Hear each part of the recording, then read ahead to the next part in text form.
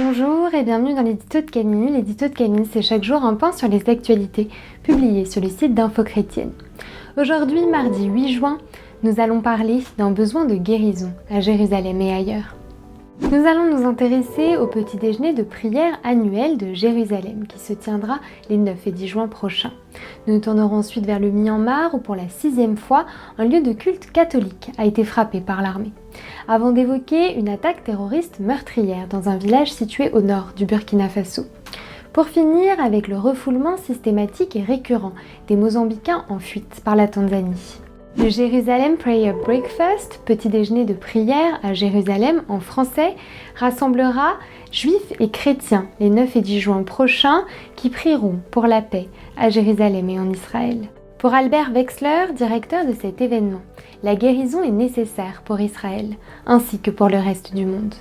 Au Myanmar, alors que les affrontements entre le peuple birman et l'armée continuent, pour la 6e fois, un lieu de culte catholique a été frappé par les militaires.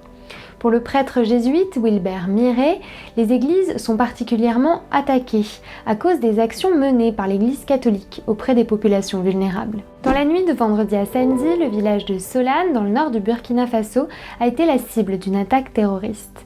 L'attentat, qui a causé la mort de 160 hommes, femmes et enfants, est le plus meurtrier depuis le début de la vague terroriste qui a touché le pays en 2015. Un témoin présent sur place rapporte que des hommes armés ont envahi la localité au petit matin, tirant des coups en l'air, avant de passer de maison en maison, alors que les habitants du village étaient encore endormis.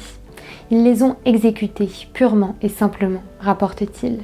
Le Haut Commissariat des Nations Unies pour les réfugiés a été mis au courant des retours forcés systématiques des familles mozambicaines, fuyant le conflit armé et la violence dans leur pays qui avaient trouvé refuge en Tanzanie.